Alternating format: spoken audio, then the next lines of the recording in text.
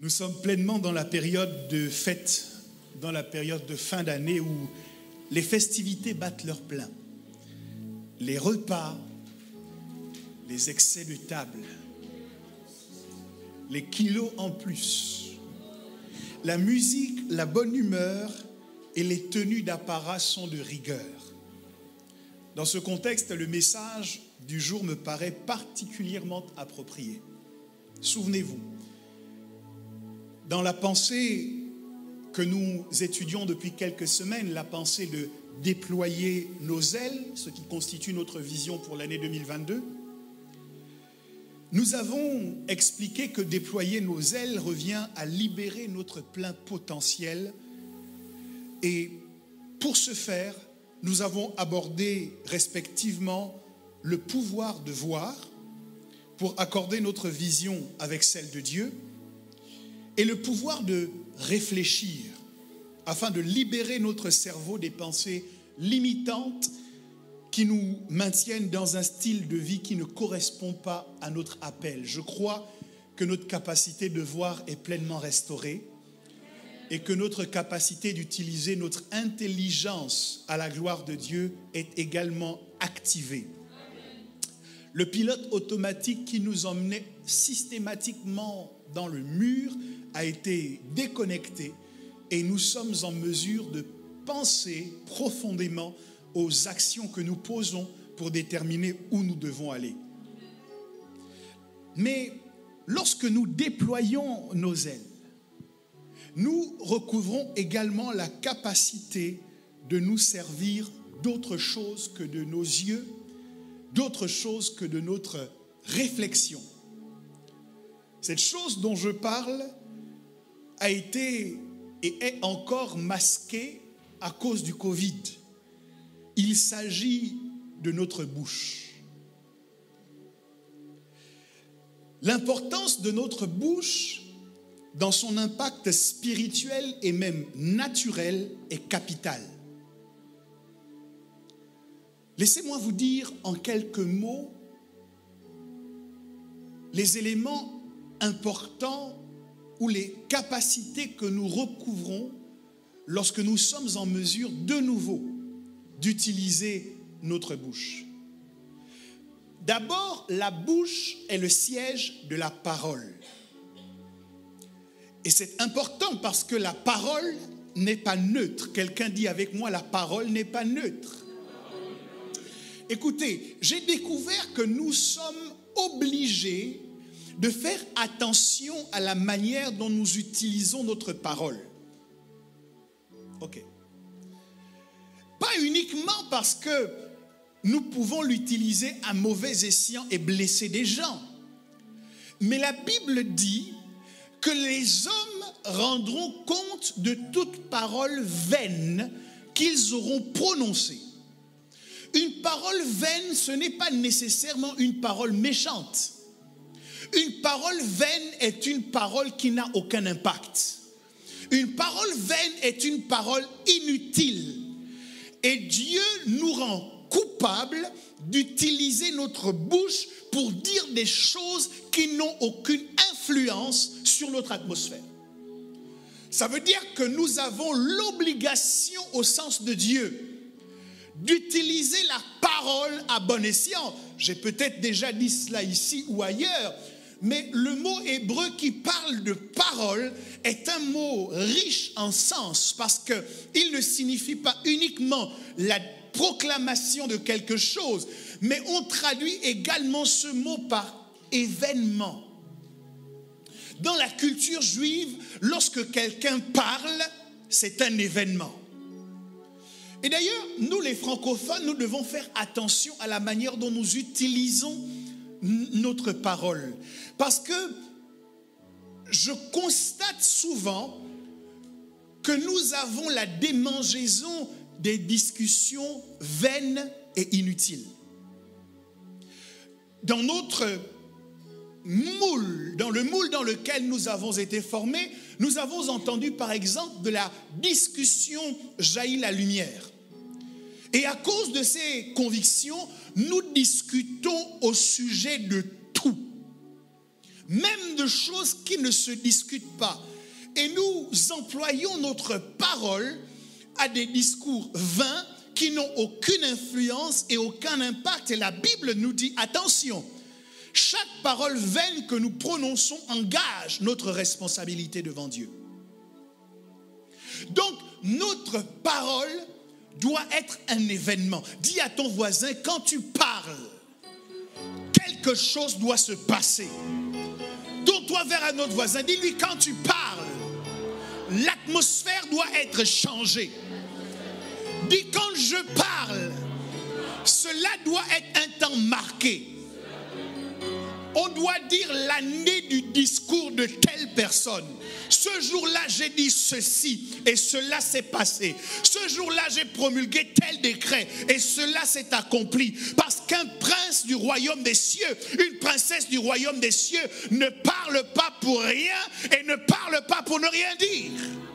Nos paroles ne sont pas neutres.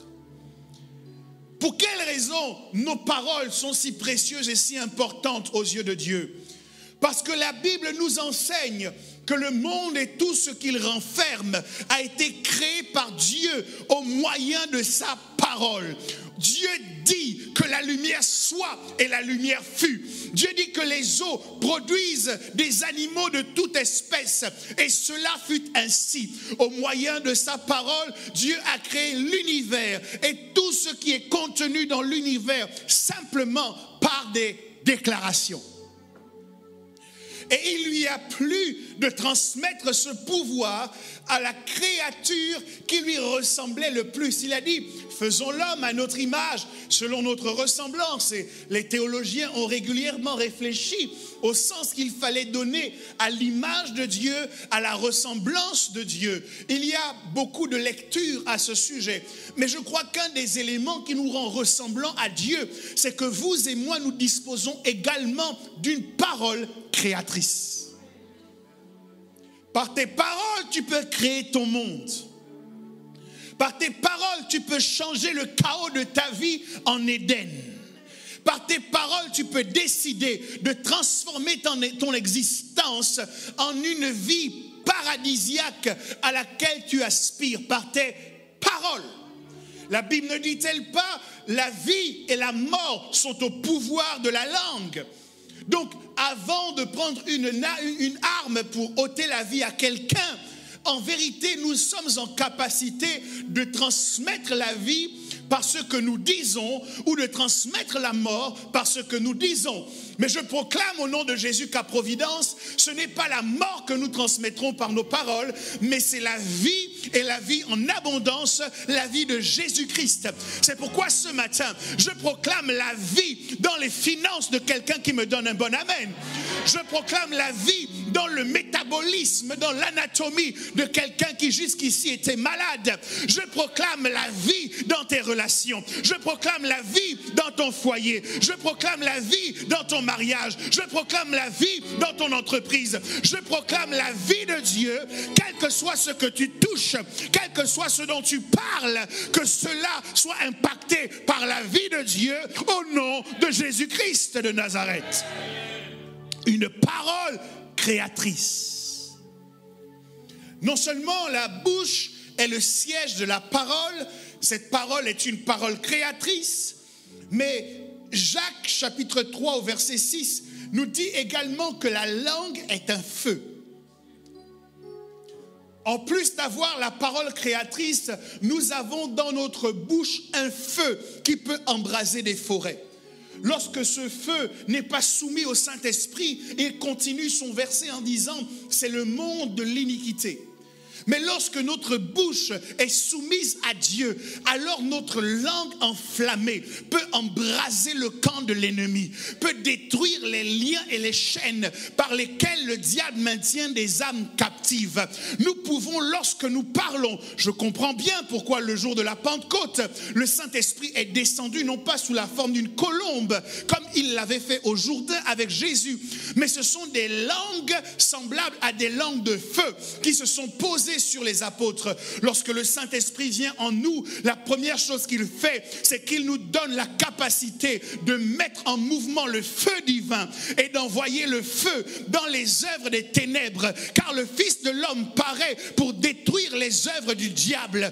Alors nous sommes en capacité d'élever nos voix et d'envoyer le feu de Dieu. Là où nos noms sont invoqués pour la mort et pour la malédiction, nous envoyons le feu de Dieu. Là où nos vies ont été bloquées, nous envoyons le feu de Dieu. Là où des esprits méchants se sont associés à des hommes cruels pour nous faire tomber dans le filet de l'oiseleur, nous envoyons le feu de Dieu. Là où notre nom est appelé devant des miroirs, nous envoyons le feu de Dieu. Là où notre nom est invoqué devant des marmites familiales occultes, nous envoyons le feu de Dieu. Et le feu de Dieu brise, le feu de Dieu brûle, le feu de Dieu consume toutes les œuvres des ténèbres, toutes les stratégies diaboliques, toutes les malédictions, toutes les mauvaises paroles qui avaient été prononcées contre nous. Jusqu'à quand, mon frère, ma soeur, subiras-tu les déclarations des autres, les malédictions des autres? Je viens dans le nom de Jésus t'annoncer que tu as un feu dans ta bouche. Et plutôt que d'être victime, plutôt que d'être sacrifice, lève-toi et commence à envoyer le feu. Parle maintenant au nom de Jésus et envoie le feu dans ces environnements où on a bloqué ton destin, dans ces environnements où on a piétiné ton potentiel, où on t'a dévalorisé. Envoie le feu afin que leurs déclarations ne deviennent jamais tes réalisations. Il y a un feu, quelqu'un dit avec moi, il y a un feu. Il y a un feu. Lorsque les saints se mettent à prier, il y a un feu qui est allumé. Lorsque les saints se mettent à prier, la Bible dit 1 chasse 1000, 2 chasse 10 000. Lorsque nous associons notre feu, c'est un brasier. La Bible dit qu'il fait de ses serviteurs des vents, des flammes de feu de ses messagers. Nous avons un feu dans nos bouches. Et ce qui fait que nous subissons dans notre vie, c'est que nous n'utilisons pas notre feu. Bien-aimé, tu peux rester affamé dans ta maison tant que tu n'es pas décidé à rentrer dans la cuisine et à allumer le feu. Même ton alimentation est fonction de ta capacité à allumer le feu. Si tu étais dans un environnement sauvage, avec des bêtes sauvages qui rôdent, le moyen dont tu disposes pour les éloigner, c'est d'allumer et de maintenir allumé un feu. La Bible dit que le diable est comme un lion rugissant. Il cherche qu'il va dévorer et il est en train de rôder. Je demande, qu'est-ce qui le maintient à distance? Qu'est-ce qui fait qu'il ne puisse pas rentrer dans ta maison et dévorer tes enfants? C'est le feu. Qu'est-ce qui fait qu'il ne peut pas rentrer dans ta profession et dévorer ta carrière professionnelle? C'est le feu. Qu'est-ce qu'il fait qu'il ne peut pas accomplir ses plans à ton sujet? Parce que si Dieu a des projets de bonheur, laisse-moi t'informer, le diable aussi a des projets et ce sont des projets de malheur. Mais qu'est-ce qui fait que ces projets de malheur ne s'accomplira pas? C'est le feu. Qu'est-ce qui fait que la mort ne s'approchera pas de toi? C'est le feu. Qu'est-ce qui fait que la maladie ne prospérera pas dans ton corps? C'est le feu. J'ai appris que lorsqu'il y a des bactéries dans un aliment, il faut le faire chauffer afin que les bactéries disparaissent. Lorsqu'il y a des bactéries dans l'eau, il faut la faire chauffer afin que l'eau soit potable. Fais chauffer maintenant ta vie. Fais chauffer ton existence afin que les parasites spirituels soient détruits, détériorés et expulsé de ta vie. Ça arrive dans la vie de celui qui sait me donner un bon amen en ce lieu. Crie avec moi, il y a un feu. Arrête de subir et réalise qu'il y a un feu à l'intérieur de ta bouche. C'est par ce feu que les apôtres sont descendus de la chambre haute et ont parlé de la part du Seigneur. Et 3000 âmes se sont converties. Je peux imaginer dans quel état le diable se trouvait, alors qu'il considérait qu'il avait 3000 âmes encore dans sa gibecière. En une prédication, il en a perdu 3000 et ces âmes ont été ajoutées au royaume des cieux. Lorsque nous activons notre feu, nous faisons perdre du terrain à Satan, le diable, et à tous ses démons. S'il gagne du terrain, s'il gagne de l'espace, c'est peut-être que nous n'activons pas assez le feu, mais que Dieu nous aide à réaliser ce qu'il a mis à l'intérieur de notre bouche, c'est-à-dire le feu. Quelqu'un dit il y a un feu. Mais la parole, en plus de nous permettre d'enflammer, d'embraser le camp de l'ennemi, en plus de nous permettre de créer notre monde, notre environnement, la parole nous permet également de prendre autorité. Nous prenons autorité sur les puissances des ténèbres. Comme les apôtres, il nous est possible de dire, ils ont dit en Luc 10, 17 à Jésus, même les démons nous sont soumis en ton nom. La bouche est également le siège de l'autorité que nous professons, que nous proclamons, que nous manifestons sur les œuvres des ténèbres. Quel que soit le démon qui te fatigue, quelle que soit son ancienneté, quels que soient les moyens par lesquels il s'insère dans ta vie, peut-être qu'il vient perturber tes rêves, peut-être qu'il vient t'empêcher de prier, peut-être qu'il vient t'empêcher d'avoir part aux choses de Dieu et aux choses du royaume des cieux. Mais encore une fois, tu n'es pas forcé d'être une victime. Tu n'es pas forcé de subir ces attaques et d'être ballotté en fonction des humeurs, des œuvres des ténèbres. Il t'est possible aujourd'hui de prendre autorité, de manifester l'autorité que Jésus-Christ t'a donnée. Pointer du doigt ces esprits démoniaques et leur dire au nom de Jésus, sortez de ce lieu maintenant. Au nom de Jésus, lâchez prise sur ma vie et sur mes affaires et sur mes finances maintenant. Et cela sera fait. Tu peux leur ordonner de quitter et d'aller dans les lieux arides et ils le feront. Non, tu n'es pas le jouet des démons. Tu n'es pas le ballon qu'ils se shootent entre eux, qu'ils se partagent entre eux. Non. Tu n'es pas un aliment que les sorciers peuvent consommer comme bon leur semble. Tu n'es ni leur entrée, ni leur plat de résistance, ni leur dessert. Mais que Dieu te donne la résistance de leur résister, la persistance pour les persécuter, afin qu'au nom de Jésus, tout genou fléchisse et toute langue confesse que Jésus-Christ est Seigneur. Bouge ton voisin, dis-lui, tu as l'autorité. L'autorité ne sert à rien si elle n'est pas utilisée. Elle ne sert à rien si elle n'est pas manifestée. Tu dis que tu as l'autorité, mais quand est-ce que tu la manifestes?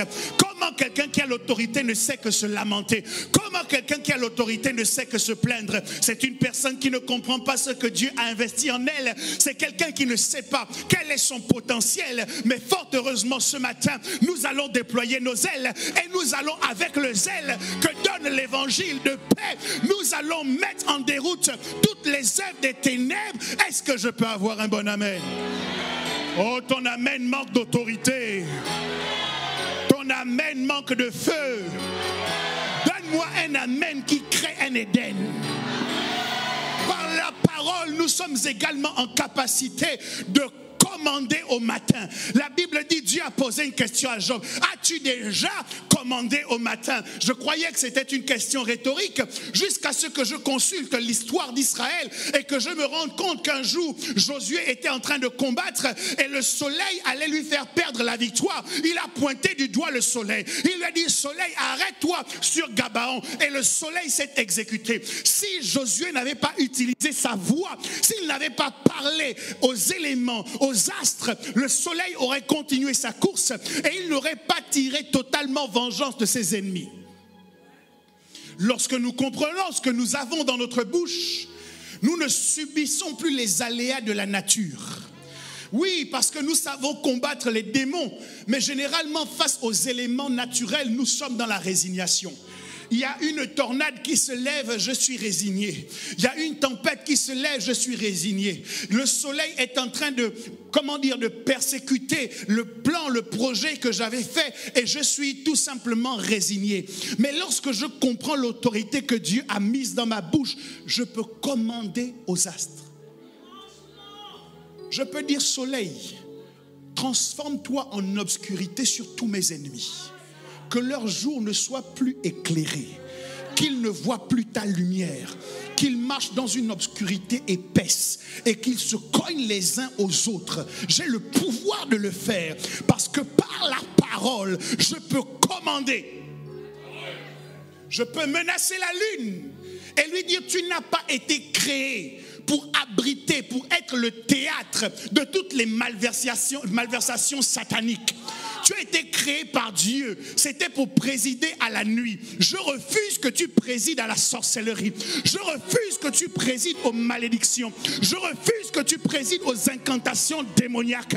À partir d'aujourd'hui, je veux que tu troubles tout ce qui profite de la faible lueur pour faire des incantations et des déclarations maléfiques contre les enfants de Dieu. Je parle à quelqu'un aujourd'hui qui doit réaliser quel est le pouvoir qui se trouve à l'intérieur de lui. Tu ne dois pas subir, tu ne dois pas être un spectateur de ce qu'on te fait, mais toi-même, tu dois devenir un acteur et prendre possession de toutes tes capacités pour te sortir de la situation dans laquelle tu te trouves. Alléluia!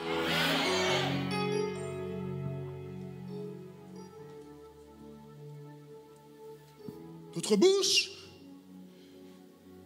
nous sert, bien évidemment, à communiquer. Par notre bouche, par notre parole, nous communiquons avec les humains. Mais fort heureusement, nous communiquons aussi avec le divin. Et lorsque sur la terre des vivants, la situation devient trop difficile, nous sommes toujours en capacité de lever les yeux et de dire, Père éternel, j'ai besoin que tu étendes ta main et que tu règles cette situation. J'ai la capacité de lever les yeux et dire maintenant dans le ciel, je lis toute activité démoniaque et je relâche la bénédiction. Parce que par ma parole, je peux communiquer, entrer en communication avec Dieu. Nous avons fini de nous taire devant le diable et ses malversations.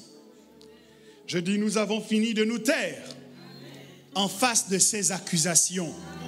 Ton accusateur s'est levé, ok, toi aussi tu peux te lever. D'ailleurs la Bible dit bien, lève-toi et brille, car la gloire de l'Éternel se lève sur toi.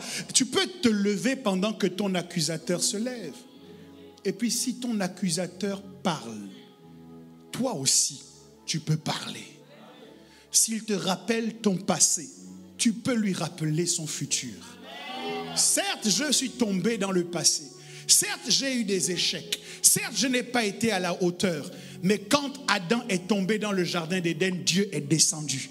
Mais toi, diable, quand tu es tombé dans la rébellion et que tu as été précipité, Dieu n'a pas fait le déplacement parce que tu n'en valais pas la peine. Fini de nous taire devant les accusations. Et ce que je dis ne concerne pas uniquement les accusations du diable. Même lorsque le diable prend une bouche humaine, vous et moi, nous devons arrêter de nous taire. Il y a des gens qui pensent qu'ils ont raison tant que vous n'avez pas parlé. Il y a des gens qui pensent qu'ils ont la vérité tant que vous n'avez pas parlé. Il y a des gens qui pensent qu'ils ont toute la connaissance de toutes les histoires de votre vie tant que vous n'avez pas parlé. Or, la Bible nous enseigne que lorsque une partie expose les faits, on a tendance à lui donner raison. Mais lorsqu'une deuxième partie annonce les faits, à ce moment, on examine. Je t'engage à créer la saison de l'examen dans ta vie. Dans les dossiers qui te concernent, ouvre maintenant la saison de l'examen. Plutôt que d'être tout le temps mis sur le bas-côté, plutôt que d'accepter qu'on mette une croix sur toi, toi aussi, livre ta version des faits. Pourquoi? Parce que tu as une parole. Quelqu'un dit, j'ai une parole. J'ai une parole. Ainsi, nous pourrons dire, comme le psalmiste en psaume 4, versets 3 à 5, « Fils des hommes, jusqu'à quand ma gloire sera-t-elle outragée? Jusqu'à quand aimerez-vous la vanité? Chercherez-vous le mensonge? Sachez que l'Éternel s'est choisi un homme pieux. C'est de toi qu'il s'agit. L'Éternel entend quand je crie à lui. Tremblez et ne péchez point. Parlez en vos cœurs sur votre couche, puis taisez-vous. Toi aussi, tu pourras le dire lorsque tu auras pris conscience que tu peux parler. Par notre bouche également, nous sommes en capacité de faire quelque chose que nous avons pratiqué à bon escient ces dernières heures. C'est que par notre bouche, nous mangeons. Oh, ça ne vous semble pas très spirituel, mais souvenez-vous que lorsqu'on a dit à Jésus que la foule qui l'écoutait n'avait pas à manger, Jésus n'a pas dit « Écoutez, nous allons faire l'intercession ». Il a dit « Donnez-leur vous-même à manger ». Ensuite, il a rendu grâce avec le pain et les poissons, et la Bible dit qu'il a nourri 3000, 5000 hommes. Donc Jésus était toujours concerné par ce que j'appelle le ministère stomacal ou le ministère ventral. Jésus n'a jamais négligé ça. Est-ce que vous savez que dans les dernières heures qu'il passait avec ses disciples, il s'est organisé pour que les choses se fassent autour d'un repas?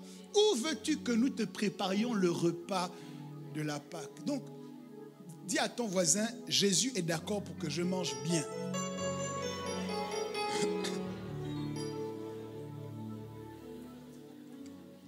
Alors par notre bouche, nous mangeons. Mais quelles sont les implications de notre alimentation si on veut les approcher dans une perspective spirituelle ou dans une perspective divine? Premièrement, nous recouvrons notre capacité à faire autre chose que ce que nous faisions avant. Je vous explique. Ce que le diable essaye de faire, c'est de vous pousser à faire de l'aliment ou de la nourriture un élément de destruction. Et donc vous allez commencer à manger n'importe quoi, n'importe comment, oubliant que votre corps ne vous appartient pas, mais c'est le temple du Saint-Esprit. Vous allez abuser de sucre, abuser de sel, abuser de gras, abuser de toutes ces choses en disant mais c'est ma vie, c'est mon corps. Non, ce n'est plus ton corps. Désormais, c'est le temple du Saint-Esprit. Et recouvrer la capacité de se nourrir selon Dieu, c'est se nourrir non plus pour se détruire, mais se nourrir pour se construire. Ah, je croyais que quelqu'un allait dire un bon amen. Je ne veux pas te faire regretter ton repas d'hier ou d'avant-hier. Je veux te faire prendre conscience que ta nutrition concerne aussi Dieu.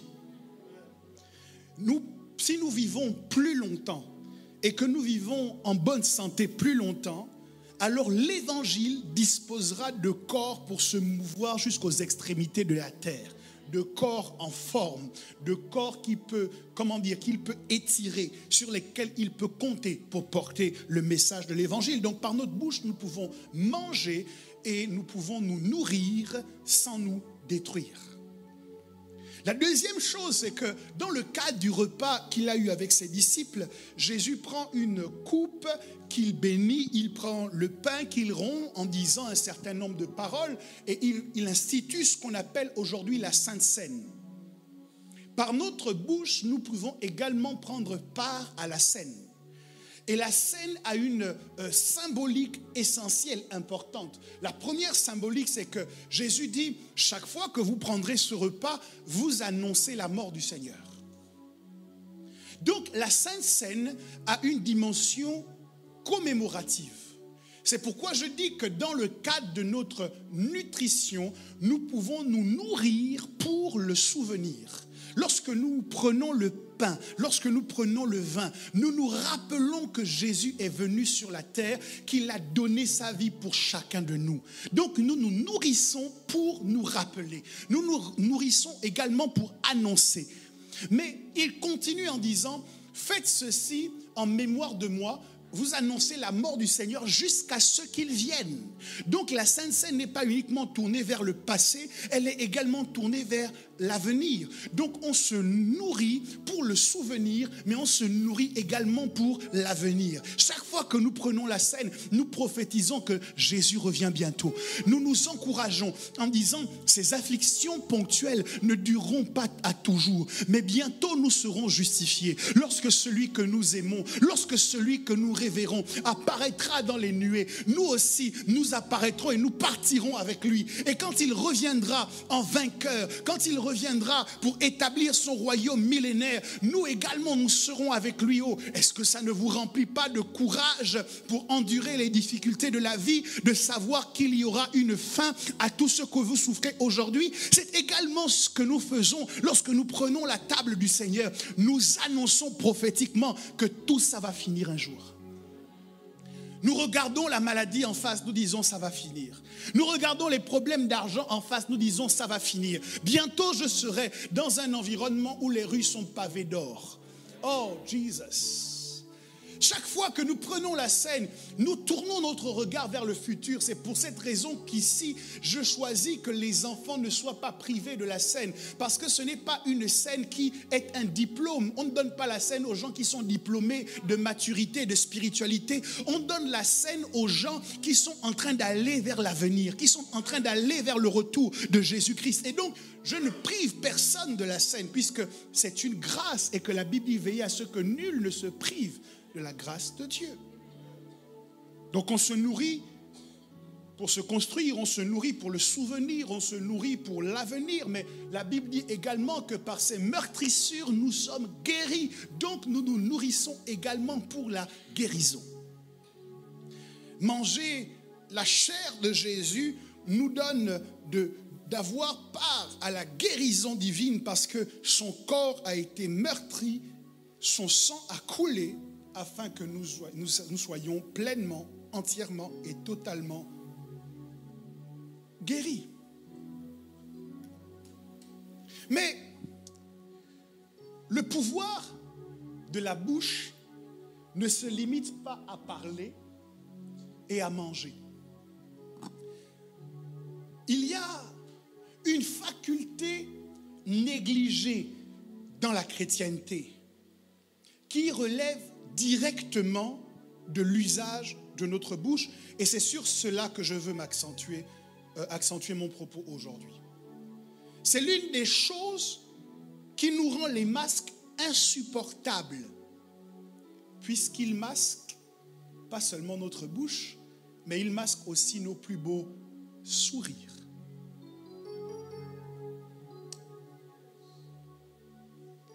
Oui, la bouche est aussi le lieu où se dessinent nos sourires. C'est aussi l'endroit d'où éclatent nos fous rires. Et bien évidemment, rire, sourire, c'est éminemment spirituel. Si ce n'était pas le cas, je ne surprendrais pas Dieu en Psaume 2:2, occupé à rire. La Bible dit, pourquoi les rois de la terre se soulèvent-ils et les princes se liguent-ils avec eux contre l'Éternel et son oint? Brisons leurs liens, délivrons-nous de leurs chaînes, disent-ils. Verset 4, celui qui siège dans les cieux rit. Le Seigneur se moque d'eux. Puis il leur parle dans sa colère, il les épouvante dans sa fureur. Mes amis, je découvre aujourd'hui que nos rires et nos sourires sont plus qu'une donnée esthétique ou cosmétique qui habille et qui illumine nos visages. Je suggère, ou plutôt j'affirme, qu'il y a dans la capacité de rire ou de sourire une puissance, un pouvoir que, si vous me le permettez, j'aimerais maintenant vous décrire. Je ne parlerai pas du pouvoir de rire ou de sourire, puisque j'ai parlé du pouvoir de voir, j'ai parlé du pouvoir de réfléchir. Mais en ce qui concerne le fait de se réjouir, parce que le rire et le sourire sont une manifestation extérieure, physique, visible du fait que nous sommes en train de nous réjouir. Et la Bible ne parle pas du fait de se réjouir comme d'une option, mais comme d'une obligation. C'est pourquoi j'ai intitulé mon propos de ce matin « Le devoir de se réjouir ». Tourne-toi vers ton voisin, dis-lui, tu as le devoir de te réjouir. Tourne-toi vers un autre voisin, dis-lui, c'est un ordre de Dieu. Et dis-le lui avec le plus grand sérieux, réjouis-toi maintenant. Tourne-toi vers quelqu'un, dis-lui, réjouis-toi maintenant. J'en veux pour preuve des passages comme Psaume 2 au verset 11 qui dit « Servez l'Éternel avec crainte et réjouissez-vous avec tremblement. » Ça veut dire que tu respectes Dieu. Tu trembles devant lui parce que tu le respectes. Mais dans ton tremblement, tu dois quand même te réjouir. Psaume 68 au verset 5 dit, chantez à Dieu, célébrez son nom, frayez le chemin à celui qui s'avance à travers les plaines. L'Éternel est son nom, réjouissez-vous devant lui. Même les cieux et la terre sont soumis à cette obligation, comme nous le révèle Ésaïe 49 au verset 13, qui dit, cieux, réjouissez-vous, terre, sois dans l'allégresse, montagne, éclatez en cris de joie, car l'Éternel console son peuple, il a pitié de ses malheureux. Lorsque nous déployons nos ailes, notre bouche est libérée pour que nous puissions parler selon Dieu, manger Dieu, mais également nous réjouir en Dieu. Et on nous fait croire dans notre société que grandir, c'est ne plus rire. Qu'être sérieux consiste à éviter au maximum de sourire. Quand en fait la Bible nous révèle que ces choses relèvent d'un ordre divin. Mais pourquoi Dieu va jusqu'à régenter les expressions faciales qui jusque-là semblaient nous appartenir?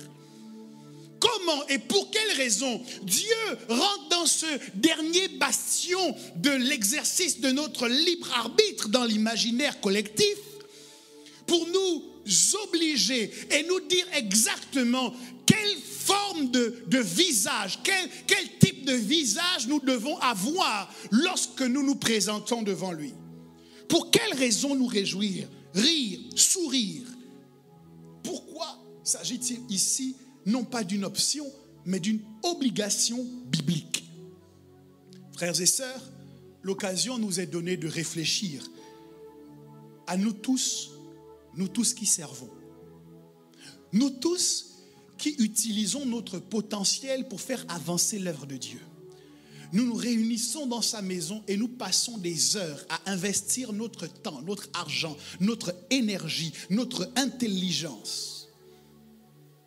Et tout cela, c'est bien. Oui, il nous faut servir Dieu. Mais quand nous servons, quel est notre état d'esprit? J'ai compris que Dieu n'a pas laissé l'état d'esprit de ceux qui le servent au hasard. Dieu ne dit pas seulement, je veux que tu sois à l'église de telle heure à telle heure et que tu fasses mon œuvre. Non. Il te dit aussi, pendant que tu fais mon œuvre, assure-toi que tu es en train de rire. Allô? Pendant que tu fais mon œuvre, assure-toi que tu es en train de sourire. Pendant que tu fais mon œuvre, assure-toi que tu es en train de te réjouir. Parce que je ne veux pas quelqu'un qui me donne son temps avec la colère. Je ne veux pas de ton argent si en me donnant ton argent, tu es fâché de me le donner. Je ne veux pas de ton intelligence si la réflexion que tu mets à mes choses est une réflexion fâchée. Sers-moi, mais sers-moi en te réjouissant. Ce n'est pas une option, c'est une obligation. Bouscule un serviteur de Dieu dans la maison. Dis, tu dois le servir, en même temps te réjouir. Sers-le avec excellence, mais aussi avec le sourire.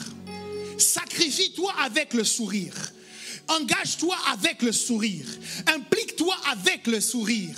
Donne-toi à fond avec le sourire. Mais pourquoi sourire? Votre sourire, votre rire exprime votre joie.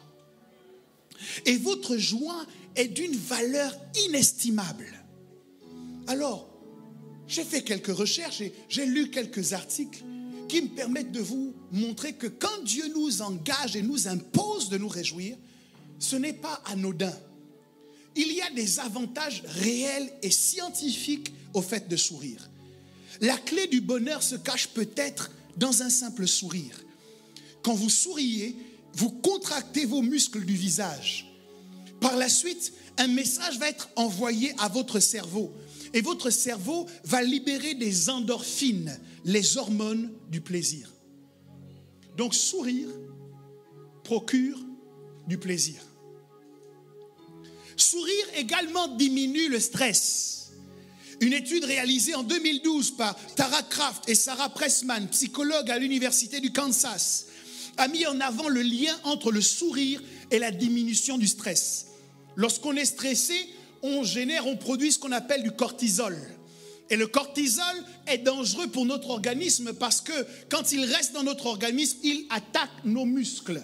Il mange le sucre. En fait, il mange notre énergie. C'est pour cette raison que les gens qui sont stressés sont souvent fatigués, sont coupés de leur énergie, de leur motivation.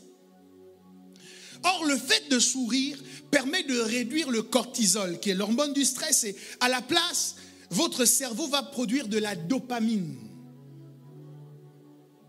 Dopamine comme dopé. La dopamine, c'est une hormone qui est bénéfique pour votre motivation et votre sensation de plaisir. Donc, lorsque nous sourions, notre motivation est augmentée. Lorsque nous sourions, notre désir de faire ce que nous faisons est amplifié. Troisième élément, sourire booste votre système immunitaire. Lorsque vous souriez, l'oxygénation des cellules se fait plus rapidement, ce qui active la circulation et stimule ainsi votre système immunitaire. Selon Mark Stibish, expert en études des comportements, sourire aide le système immunitaire à mieux fonctionner. Plus besoin de médicaments, évitez la grippe et les rhumes en souriant. Tu comprends pourquoi tu es toujours grippé? C'est parce que ton sourire est grippé. Sourire vous fait paraître plus jeune. Laissez les pommades anti-âge, les anti-rides et souriez davantage. Contrairement aux idées reçues, sourire n'accentue pas les rides. Au contraire, l'activation, parce que sourire nécessite l'activation de 17 muscles différents de notre visage. L'activation des 17 muscles de notre visage permet de réduire les signes de vieillesse. Les zygomatiques, une fois stimulés, ont un effet tenseur qui prévient l'apparition de rides et vous fait ainsi paraître plus jeune. Sourire, mes amis, vous rend également plus productif. Le sourire est un atout indéniable dans le milieu professionnel. Il permet de dégager une image positive. Qui a envie de travailler avec quelqu'un qui est tout le temps fâché? Le matin, tu es en colère. À midi, même en mangeant, tu es fâché. À la pause café, tu es fâché. Pour ceux d'entre tes collègues qui fument, en fumant, ils sont énervés.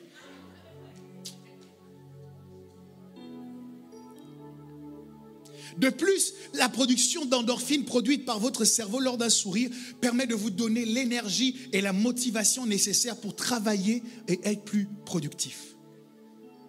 Sourire rallonge également votre espérance de vie. D'après une étude de la Wayne State University à Détroit, dans le Michigan, publiée dans la revue Psychological Science, des chercheurs américains affirment que le fait de sourire pourrait augmenter votre espérance de vie de 7 ans. Le chiffre de la perfection.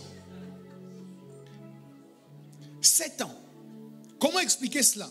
Les scientifiques ont étudié 230 photos de joueurs de la Ligue américaine de baseball datant de 1952. Ils ont par la suite classé ces joueurs en 3 catégories. Pas de sourire, sourire partiel et grand sourire. Les résultats montrent que les joueurs de la première catégorie, pas de sourire, sont décédés en moyenne à 72 ans. Ceux de la deuxième catégorie, sourire partiel, à 75 ans. C'est donc la dernière catégorie, grand sourire, que l'espérance de vie était la plus longue avec une moyenne de 79 ans.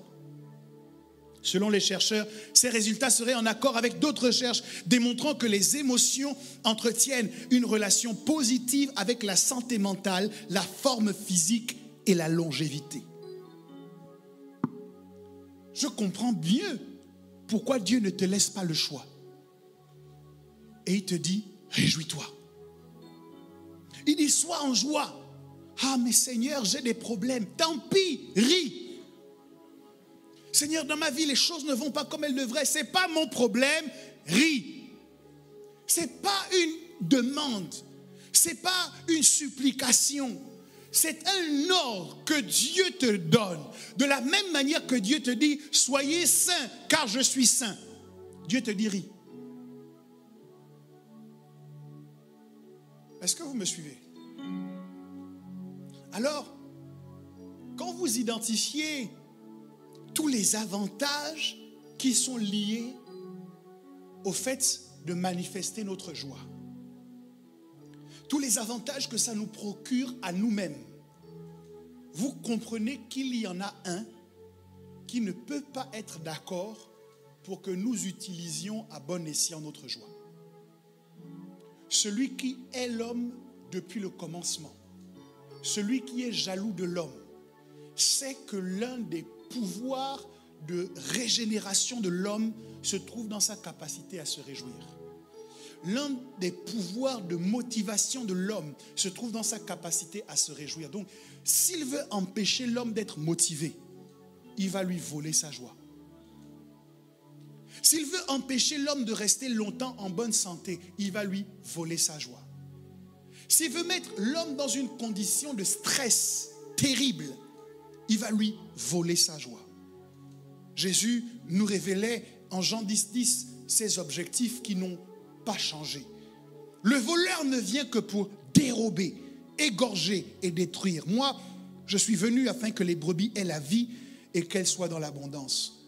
Je dois vous avouer que je prêche depuis un certain temps maintenant. J'ai été ordonné en tant que pasteur en décembre 2006. Mais depuis que j'ai été emmené à prendre la parole pour partager la parole de Dieu, je n'avais jamais réfléchi autant à ce passage que maintenant. Jésus utilise une forme de gradation. Le voleur ne vient que pour dérober, c'est-à-dire voler. Ensuite, égorger. Égorger, ça veut dire ôter la vie. Et ensuite, détruire. Vous pouvez difficilement détruire quelque chose qui est vivant et qui peut se défendre. Vous avez besoin de lui ôter la vie pour pleinement l'anéantir. Mais en même temps, il vous est difficile d'égorger quelque chose que vous n'avez pas au préalable dérobé. Et mon problème dans la lecture de ce passage, c'est que je prenais tous ces verbes, je les mélangeais et j'en tirais simplement que la conclusion que le diable est un mauvais diable qui nous veut du mal et qu'il ne faut pas s'acoquiner avec lui. Mais si Jésus est si précis, c'est pour une raison simple. Détruire, ce n'est pas pareil que voler. Lorsque quelque chose est détruit, ce quelque chose n'a plus d'utilité pour personne. Ça veut dire que plus personne ne peut en bénéficier. Mais lorsque quelque chose est volé, le but du vol, c'est quoi? C'est d'empêcher le propriétaire de la chose de bénéficier de la chose. C'est le premier aspect. Mais ça ne s'arrête pas là. Le voleur vole dans le but, lui, à son tour, de jouir de la chose qu'il a volée. Donc, lorsque Jésus dit « le voleur ne vient que pour dérober », Jésus indique non seulement que le diable nous veut du mal, mais en même temps, il nous dit que le diable veut profiter de ce qui en vérité nous appartient. Et si notre joie est une chose aussi précieuse, l'une des motivations, l'un des objectifs de Satan, c'est de voler notre joie. Alors, la joie de certains ici a été volée, je dois le dire. Ça veut dire quoi, voler la joie? Ça veut dire que le diable est arrivé et il vous empêche, vous, ou plutôt il empêche Dieu de profiter de votre joie. Et il détourne votre joie pour que votre joie à vous l'honore lui. Je ne sais pas si quelqu'un me comprend. Il crée les conditions pour que ta réjouissance soit à son avantage. Que ta réjouissance lui profite à lui. Comment est-ce possible? Vous n'avez jamais remarqué qu'il y a des gens qui peuvent être heureux de se détruire? Ok. Lorsque quelqu'un dans le corps de Christ tombe dans le péché, Est-ce que vous avez déjà identifié le plaisir malsain que les gens éprouvent à diffuser et à amplifier et à parler de la personne qui a chuté? D'après vous, cette réjouissance-là, elle honore qui? Dieu ou le diable? Donc, tu es en train de te réjouir, mais ta joie a été volée. Voler ta joie, ça ne veut pas dire qu'on t'a enlevé la capacité de te réjouir, pas seulement. Ça veut aussi et surtout dire que quand tu te réjouis, celui qui en profite, ce n'est pas Dieu. Votre joie a été volée, ça ne veut pas dire que vous n'avez pas la capacité de vous réjouir. Ça veut dire que maintenant, vos sujets de réjouissance ne bénéficient plus à Dieu, mais bénéficient à Satan. Même le bouton n'est pas d'accord, c'est pas grave. Laisse tomber, laisse tomber. Se réjouir de la chute de l'autre est une preuve que votre joie a été volée. Regardez l'exemple de David. Saül l'a pourchassé pour le tuer. Mais quand David a entendu que Saül et Jonathan étaient morts, David a pleuré toutes les larmes de son corps. Je peux comprendre qu'il pleure pour Jonathan qui était son ami. Mais il pleure aussi pour Saül qui voulait le tuer.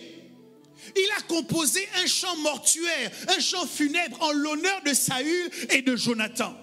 Voilà le comportement d'un homme selon Dieu lorsqu'il entend que son frère est tombé. Il doit se lamenter, il doit pleurer, il doit dire pourquoi les héros sont-ils tombés. Il ne va pas liker, commenter, partager. Encore les faux pasteurs, encore ces escrocs. Est-ce que tu as vu telle vidéo? Non! Ta réjouissance montre que ta joie a été volée. Tu as entendu comment l'autre là est tombé? Ah, on savait bien que ça allait arriver. Oh, tu n'as pas entendu? Megan Good et Devon Franklin ont divorcé. On savait que ça devait venir. Frère, ta joie a été volée. Tu trouves maintenant ton plaisir à commenter le fait que des gens, des chrétiens ont divorcé. Ta joie a été volée. Se réjouir en détruisant le temple du Saint-Esprit est une autre preuve que ta joie a été volée. Il y a quelqu'un qui a hacké ton système de réjouissance et qui bénéficie de toutes tes transactions de joie. Lorsque des gens trouvent leur plaisir dans l'alcool, dans les drogues, dans la vie de débauche, vous ne me ferez pas croire qu'ils ne sont pas réjouis par ce qu'ils font, sinon ils ne le feraient plus. Ils se réjouissent, ils sont contents quand il faut aller en boîte de nuit, quand il faut aller danser de toutes ses forces. Ils sont ravis de cela. Et quand ils voient que tu ne vis pas comme ça, ils te trouvent bizarre. Ils ont l'impression que tu es en train de passer à côté de ta vie. Mais quand ils vont danser, dans ces boîtes de nuit, quand ils vont tuer sur la piste, avec les chansons, touche-moi ici, touche-moi là-bas. Ma question est de savoir, qui profite de cette joie? Croyez-vous que ce soit Dieu? Est-ce que vous pensez que Dieu se réjouit? Non, il y a quelqu'un d'autre qui est en train de hacker la joie et qui en bénéficie et qui est content et qui vous envoie toute forme d'onde satanique. Il vous envoie des dragueurs et des dragueuses pour vous donner l'impression que tu es au bon endroit, ma fille. Reste là. Sauf que celui qui t'appelle ma fille, c'est Satan le diable.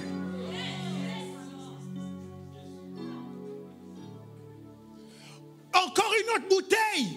Ah mais monsieur, attention, ça, une autre bouteille, c'est la fête, c'est le 25, c'est le 31.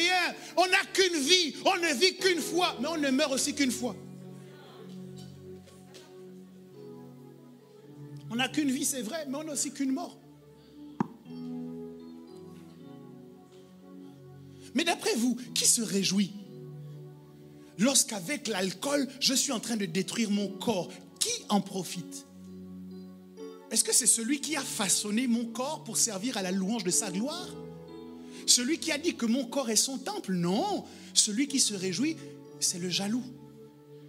Celui qui n'est pas d'accord que mon corps soit le temple du Saint-Esprit. il regarde et il dit oui, détruis encore ce corps, détruis ce temple. De cette manière, lui ne pourra plus y résider. La Bible dit, ne savez-vous pas que celui qui s'unit avec une prostituée devient un avec elle? Donc lorsque nous vivons une sexualité débridée, en dehors du cadre du mariage, qui se réjouit? Lorsque nous multiplions les concubines, les conquêtes, les filles avec lesquelles nous allons pour les hommes, les hommes avec lesquels nous allons pour les femmes, qui se réjouit? C'est le diable. Et donc, il est venu voler notre joie et il s'organise pour que nos éléments de réjouissance servent sa cause et non pas celle de Dieu. Plus globalement, vous pouvez déterminer que votre joie a été volée lorsque vous vous réjouissez du mal et lorsque vous vous réjouissez du péché. Il y a des gens qui pêchent, moi j'ai peur pour eux. Une inconscience coupable, dangereuse, surprenante. Chaque fois que nous sommes en joie en commettant le péché, le plaisir que nous éprouvons dans les murmures, d'après vous, pourquoi on murmure? Parce qu'il y a quelque chose dedans, il y a un goût dedans. Il y a quelque chose dedans là qui nous plaît. Pourquoi nous murmurons? Il y a une joie qu'on éprouve dans les actions de rébellion. Oh, elle pensait que j'allais m'obtempérer et que j'allais faire ce qu'elle avait dit, mais je lui ai montré que.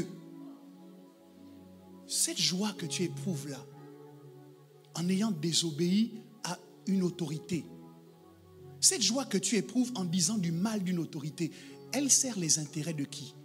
Tu penses que c'est Dieu qui en profite? Non, ta joie a été volée.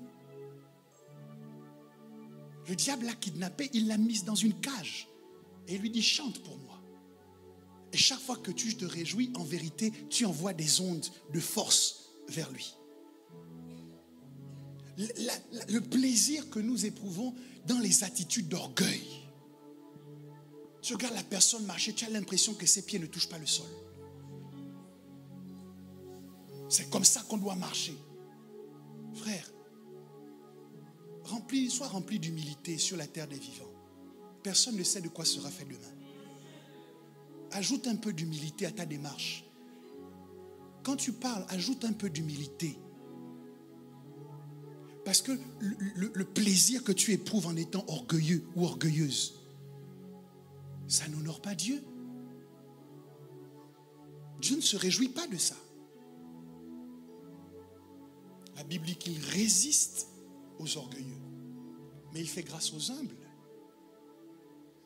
La joie que nous éprouvons dans nos attitudes d'arrogance, tout cela montre que notre joie a été volée.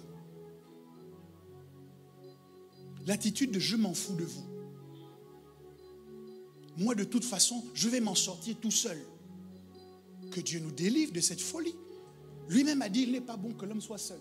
Mais toi, tout ce que tu veux démontrer, c'est que tout seul tu vas faire. Qui se réjouit de te voir inefficace? Qui se réjouit de te voir découragé, démotivé parce que tu essaies de porter tout seul un poids que vous deviez porter à plusieurs? Qui se réjouit?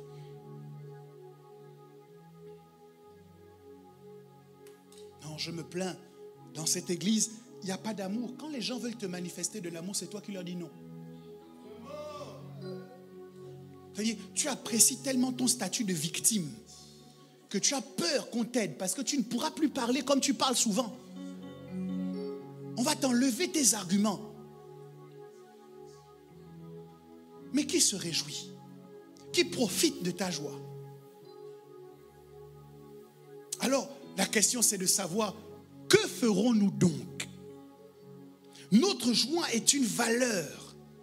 Mais pour beaucoup d'entre nous, cette valeur est investie dans le mauvais compte bancaire. Il nous faut désormais arrêter le voleur qui se réjouit de notre joie. Retirer nos valeurs à ce voleur pour les remettre entre les mains bénies de notre Seigneur. Ce matin, tu dois dire, je refuse que plus longtemps mes sources de joie, mes occasions de réjouissance servent les intérêts du diable. Mais à partir d'aujourd'hui, je récupère ma joie des mains de celui qui avait volé. J'arrache ma joie des mains de l'ennemi. J'arrache ma joie des conditions de mal, de péché, de murmure, d'orgueil, de rébellion. Je ne veux plus éprouver de plaisir à murmurer. Je ne veux plus éprouver de la joie à me comporter de façon arrogante et orgueilleuse. J'enlève cela de mon compte bancaire. Nous sommes à la fin de l'année. La fin de l'année, c'est l'occasion de faire un bilan.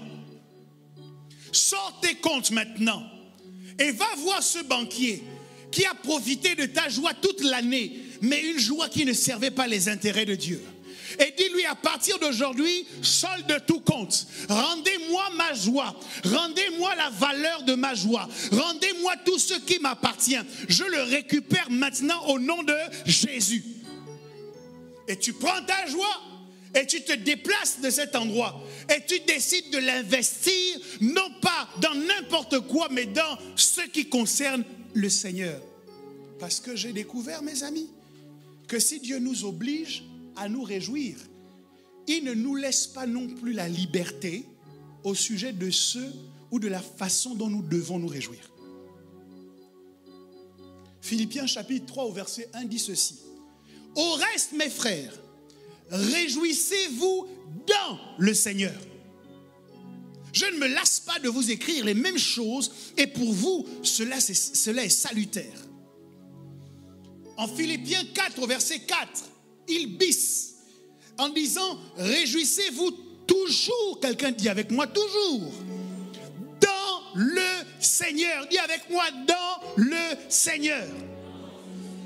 Donc non seulement Dieu nous donne l'ordre de nous réjouir, mais Dieu fixe également le cadre dans lequel notre joie doit s'exprimer. Il dit, si tu dois te réjouir, assure-toi que tu te réjouis dans moi.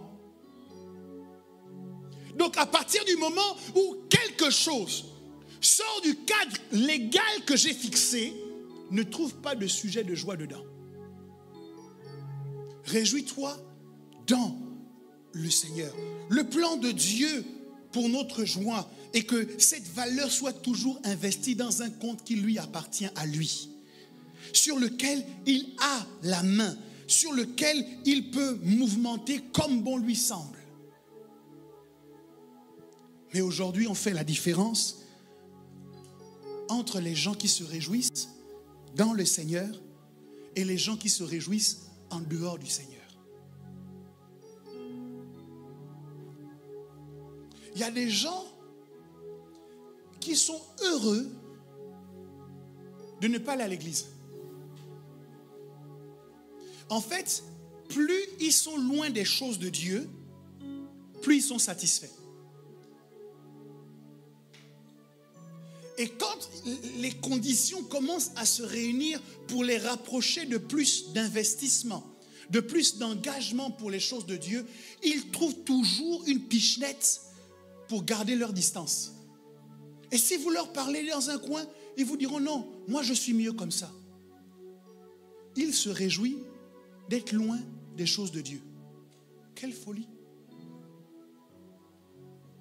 Mais ceux qui se réjouissent ainsi devraient se repentir. Parce que c'est la preuve que le diable les a dans sa ligne de mire. Et je peux vous garantir que son projet pour eux, c'est le pire dans l'avenir. Il faut s'interroger sur les choses qui nous procurent de la joie et vérifier si elles sont en conformité avec dans le Seigneur. Alors, laissez-moi pour terminer vous indiquer 4 types de personnes, puisque j'ai parlé de ceux qui font mal de se réjouir. Oui, on fait mal de se réjouir quand on éprouve de la joie à détruire son corps. On fait mal de se réjouir quand on célèbre notre infidélité aux choses de Dieu. On fait mal de se réjouir quand le fait de s'éloigner de la maison de Dieu nous fait plaisir. Regarde l'inversion. David pouvait dire, un jour dans tes parvis vaut mieux que 1000 ailleurs. Mais toi, un jour loin de ta maison vaut mieux que 1000 ailleurs.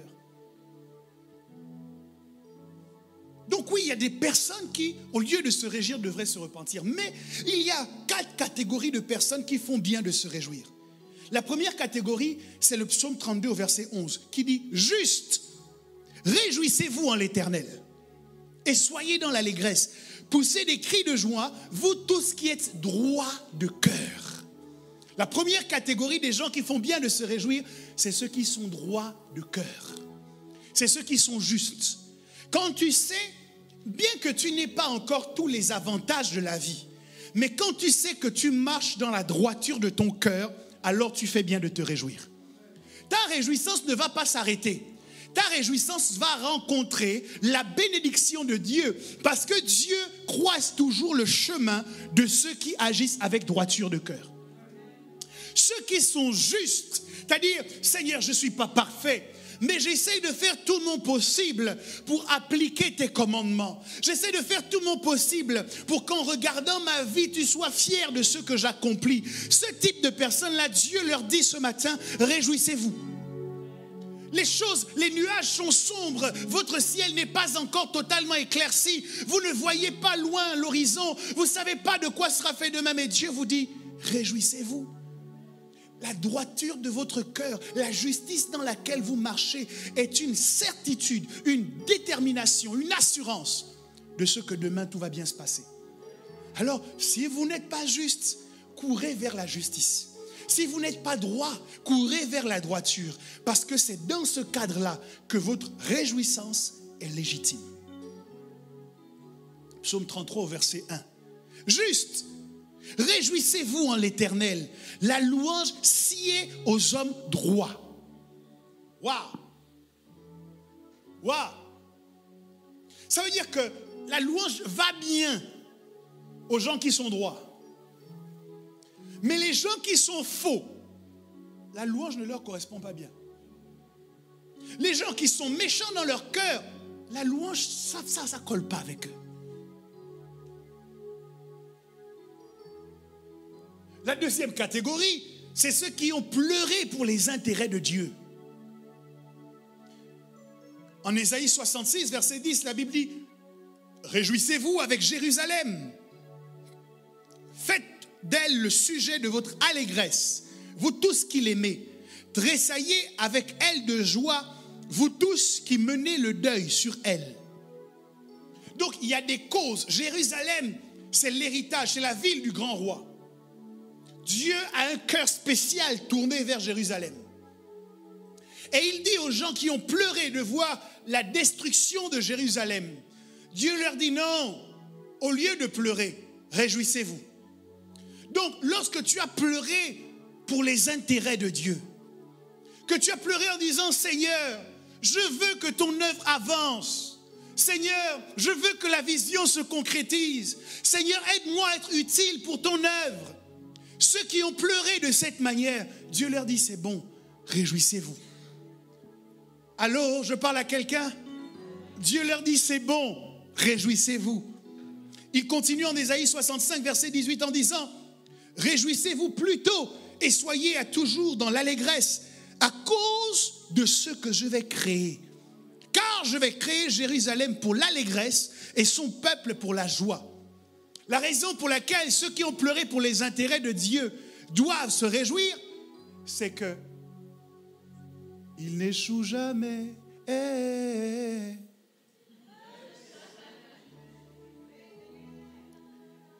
Je suis son enfant.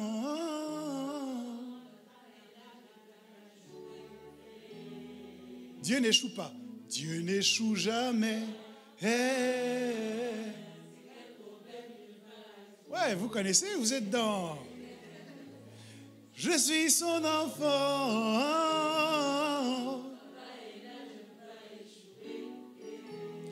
Quand vous pleurez pour les intérêts de Dieu, vous avez correctement investi vos larmes parce que Dieu n'échoue jamais. Et si ces intérêts semblent souffrir aujourd'hui, il y a une certitude que demain, tout cela va se régler. Jérusalem ne restera pas détruite à toujours parce que c'est l'intérêt de Dieu. L'Église ne restera pas ballottée ou attaquée ou oppressée à toujours parce que c'est l'épouse de Christ. Et le jour vient où l'Église reviendra avec son époux pour régner sur cette terre où on l'a rejetée, repoussée, attaquée, agressée. Et elle régnera pendant 1000 ans. C'est pour cette raison que ceux qui pleurent pour la cause de l'Évangile aujourd'hui font bien. Parce que ça va marcher.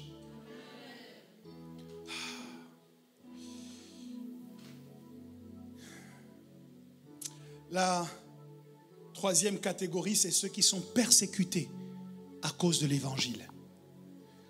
Aujourd'hui, nous voulons tout faire pour préserver notre confort.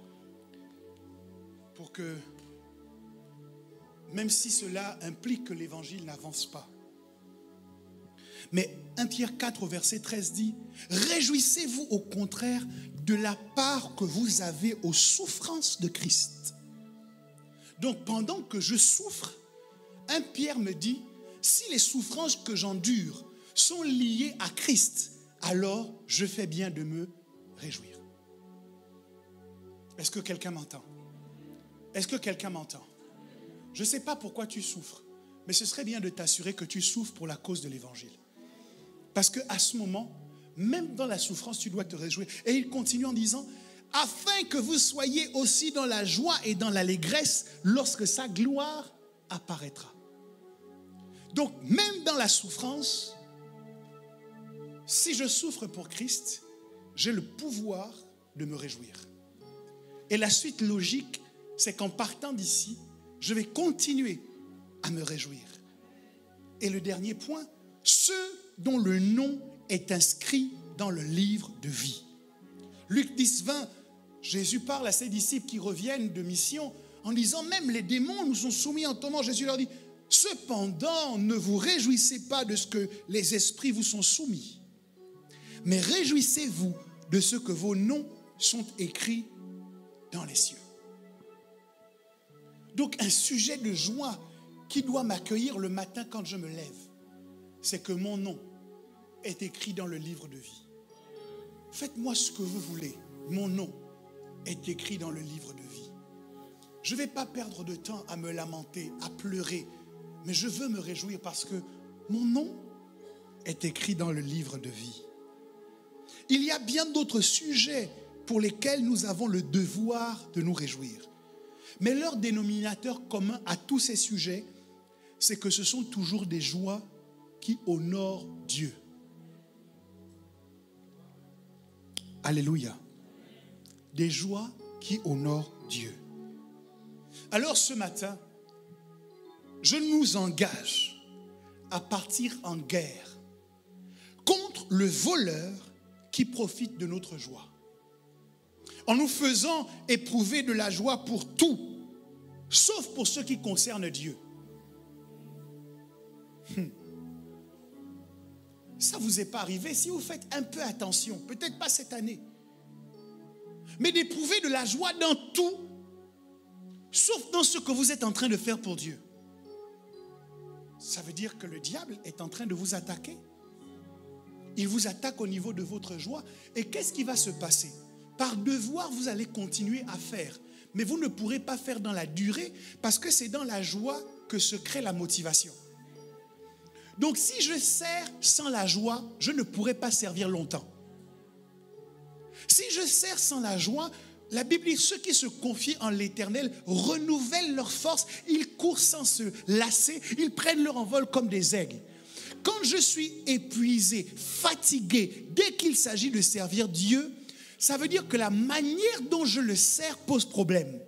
Je n'ai pas le bon état d'esprit en le servant. Mais si je le sers avec la joie qu'il me demande, qu'il m'impose d'avoir, alors cette joie va causer en moi de la dopamine. C'est-à-dire que je vais être toujours de plus en plus zélé pour les choses de Dieu.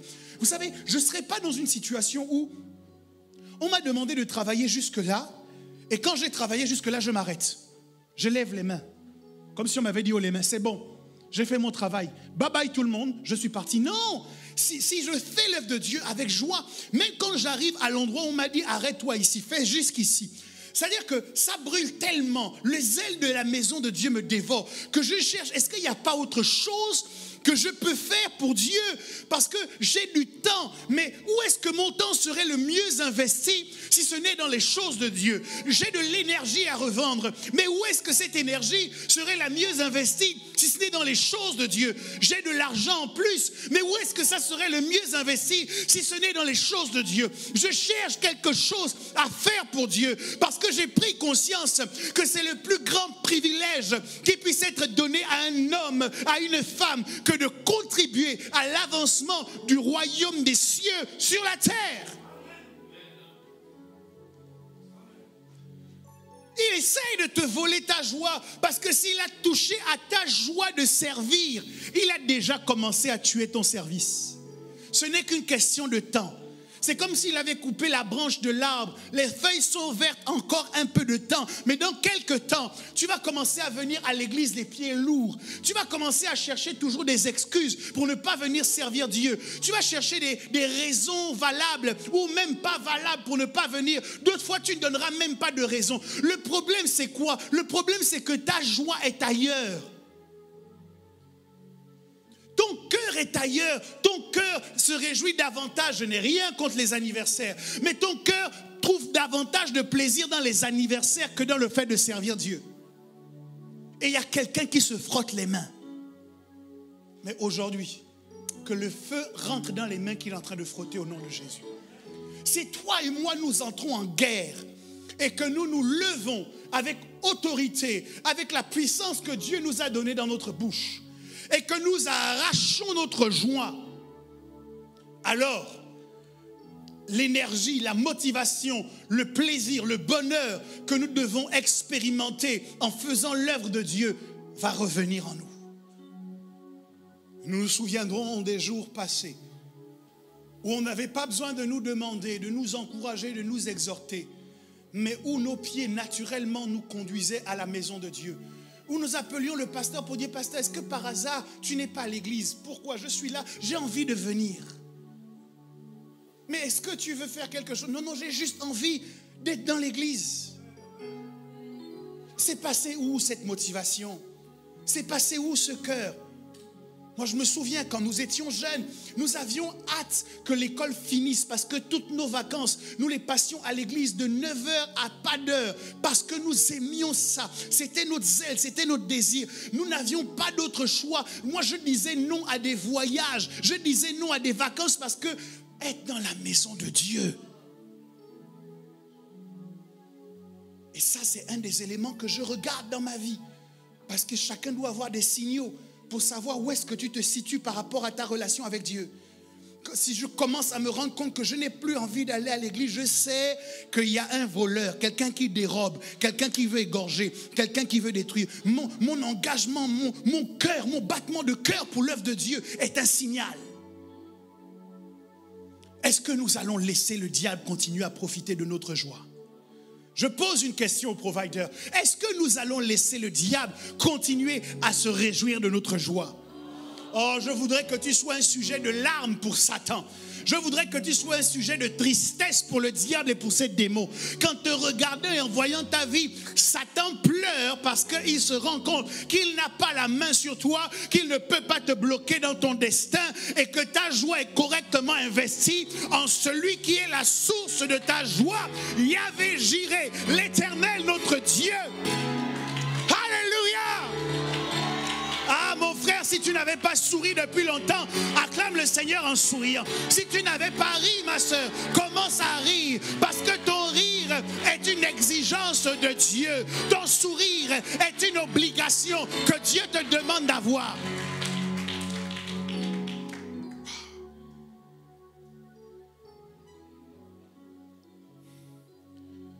Reprenons notre joie. Réclamons notre joie. Reprenons-la. Je vois parfois, et vous serez nombreux à me le dire, mais pasteur, évêque, j'ai des problèmes.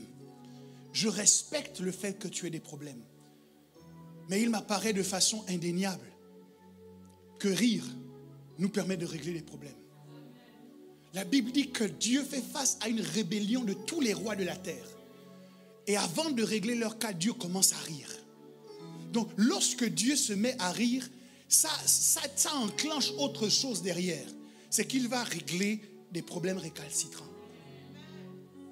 Romains chapitre 12 au verset 12 dit « Réjouissez-vous en espérance ». Je sais que ça ne va pas, mais dans l'espérance que ça va aller, commence à te réjouir aujourd'hui. 2021 n'a pas été comme tu veux, mais commence à te réjouir en espérant que 2022 sera meilleur. N'attends pas de constater 2022 avant de dire c'était une bonne année, c'était une mauvaise année. Tu n'es pas un reporter sans frontières. Toi, tu es un prince du royaume des cieux. C'est toi qui dis à l'année ce qu'elle doit être. Ce n'est pas l'année qui te dit ce qu'elle sera. Oh, il y a quelqu'un qui ne m'entend pas aujourd'hui. Je crois que vous êtes fatigué. Je vais arrêter de prêcher.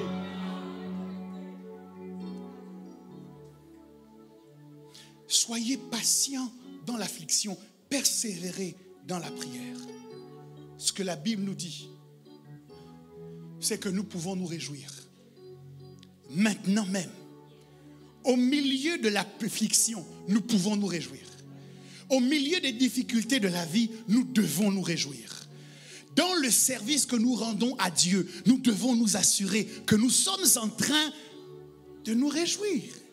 Est-ce que quelqu'un veut se tenir sur ses deux pieds et aller en guerre parce que c'est une question de bataille? Il y a un diable qui se réjouit de ce que tu te réjouis, des choses qui le concernent. Mais à partir d'aujourd'hui, mets-le à la diète. Que plus aucune joie n'émane de toi concernant les choses qui appartiennent à l'ennemi. Mais que ta joie soit désormais réorientée sur les intérêts du royaume des cieux. Si quelqu'un veut réclamer sa joie, si quelqu'un veut récupérer sa joie, il peut maintenant élever sa voix et commencer à prier. Allume le feu de ta parole, allume le feu et prends autorité et récupère ta joie. Réclame ta joie, reprends-la. Tu sais les choses qui te réjouissent et qui ne réjouissent pas le cœur de Dieu. Alors le moment est venu, oh Dieu.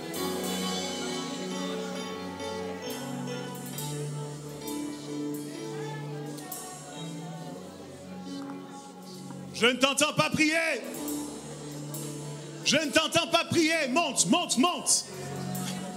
Ah, si tu ne récupères pas ta joie, la motivation du service ne reviendra pas. Si tu ne récupères pas ta joie, la pérennité du service ne sera pas assurée. Si tu ne récupères pas ta joie, tu ne pourras pas achever la course que tu as commencée. Vas-y, vas-y, vas-y. Allume la flamme. Allume la flamme. Récupère, réclame, arrache.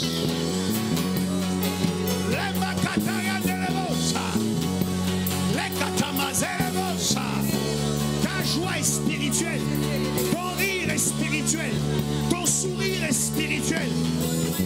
Alors avec des armes spirituelles, récupère ton rire, récupère ton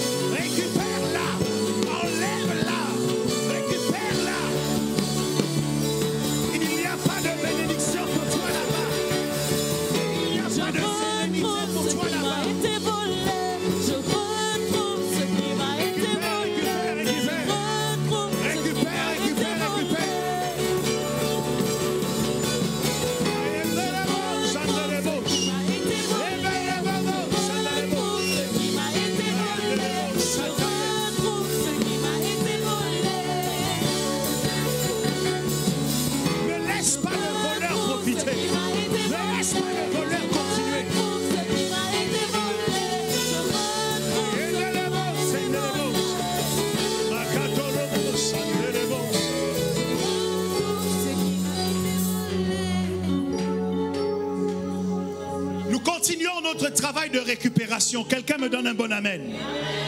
Tu vas aller récupérer ta joie de toutes les occasions de chute, de tous les sujets de scandale dans lesquels le diable a investi ta joie. Tu vas arracher ta joie de ces endroits. Concrètement, tu vas dire, plus jamais je n'éprouverai de joie à voir mon frère tomber. Plus jamais je n'éprouverai de joie à entendre un scandale dans l'église et à le partager. Commence à élever ta voix et arrache ta joie de cet endroit. Elle n'a rien à faire là-bas.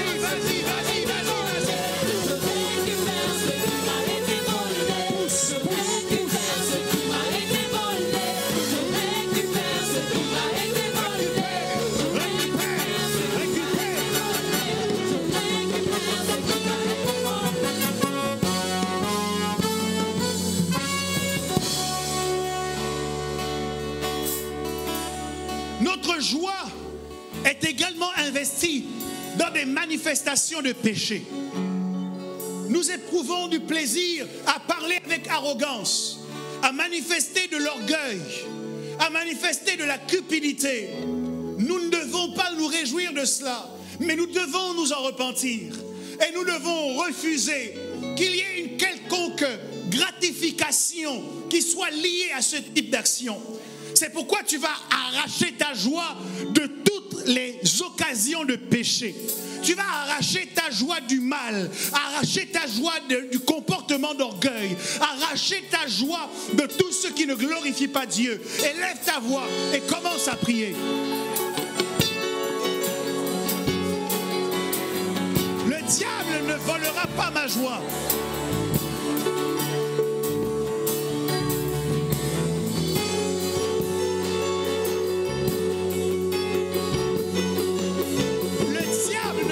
Pas ma joie.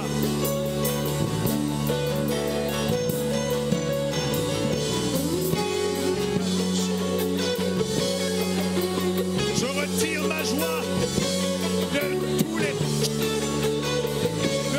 les comportements déviants, de toute forme d'iniquité. Je refuse d'éprouver de la joie, du plaisir dans le péché. Diable, tu ne profiteras plus de ma joie. Au nom de Jésus. Au nom de Jésus.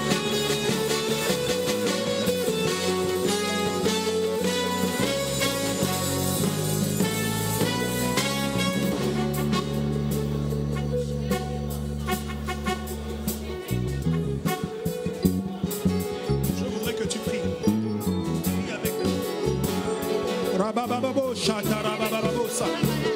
Nous allons prier en disant, Seigneur, toute mauvaise joie qui anime nos enfants dans les mauvaises choses, dans le fait de ne pas aller à l'église, Seigneur, nous venons récupérer cela au nom de Jésus. Nous voulons que nos enfants aiment aller à l'église. Nous voulons que nos enfants se réjouissent lorsqu'on dit on est dimanche, on est vendredi, on veut aller à l'église. Seigneur, je viens ce matin récupérer toute joie, oh Dieu, qui emmène nos enfants, Seigneur Dieu, à rester à la maison. Seigneur, je viens récupérer cela dans le nom de Jésus. Je viens récupérer cela dans le nom de Jésus. La Bible déclare, moi et ma maison, nous servirons l'Éternel. Moi et ma maison, nous servirons l'Éternel. Que la joie de servir Dieu soit dans la vie de nos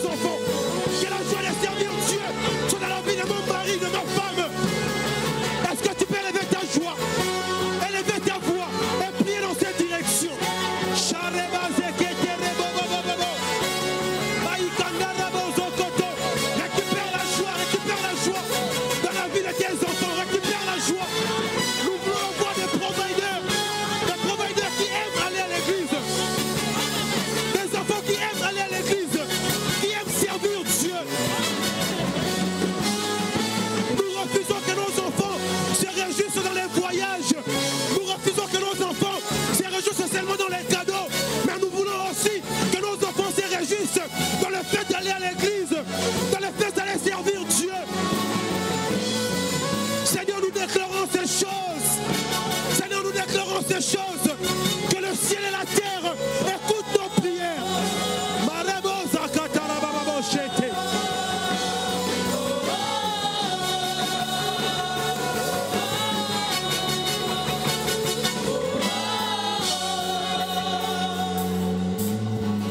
Je ne sais pas si vous réalisez bien que le 25 décembre, normalement, célèbre la naissance de Jésus.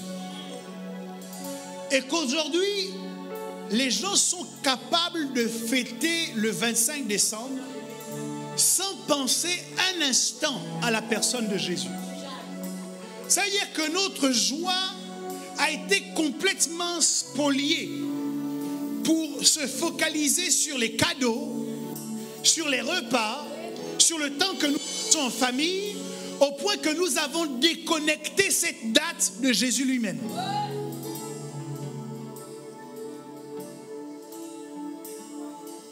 Maintenant que tu as récupéré ta joie, tu vas l'investir dans les choses de Dieu, dans toutes les choses qui honorent Dieu. Ça honore Dieu de passer de bons moments en famille. Ça honore Dieu si Dieu est au milieu de vous pendant que vous êtes rassemblés. Ça honore Dieu que tu ailles en vacances. C'est lui qui a instauré le repos. Si seulement tes vacances ne sont pas une occasion de l'oublier. Ça honore Dieu de faire toutes ces choses que nous faisons dans la vie, tant qu'elles ne nous coupent pas de notre relation avec lui.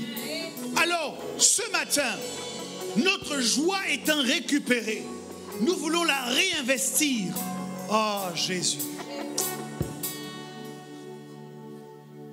Il y a de la joie à être humble.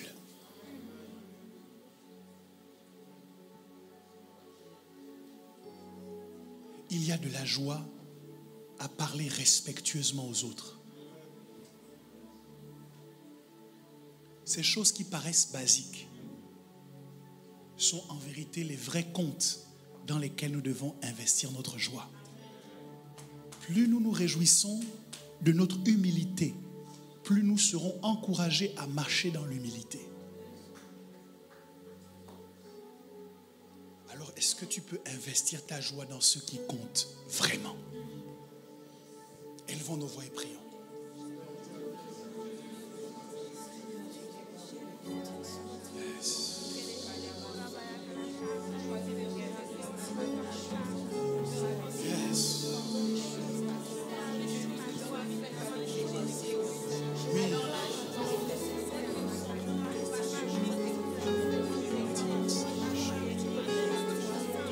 J'investis ma joie dans les choses de Dieu. J'investis ma joie dans les choses que Dieu m'a données. J'investis ma joie dans les choses qui honorent, qui élèvent, qui glorifient Dieu.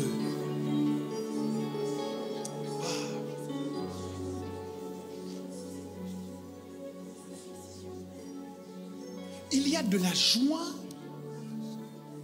dans le fait de se convertir, dans le fait de changer, dans le fait de renoncer aux œuvres mortes. Aujourd'hui, nous avons à peine effleuré le sujet dans la prière. Mais je compte sur l'équipe pastorale pour que dans les semaines qui viennent, nous ayons au cours d'un culte de prière le temps de travailler sérieusement sur ce sujet. Il en va de la pérennité de notre zèle et de notre marche avec Dieu. Parce que ça fait longtemps que je cours cette course. C'est impossible de le faire si ça ne nous réjouit pas. Impossible. Mais gloire soit rendue à Dieu parce que notre joie est récupérée et que nous avons mis un stop à l'action du diable concernant notre joie. Est-ce que pour cette victoire, nous pouvons acclamer le Seigneur ?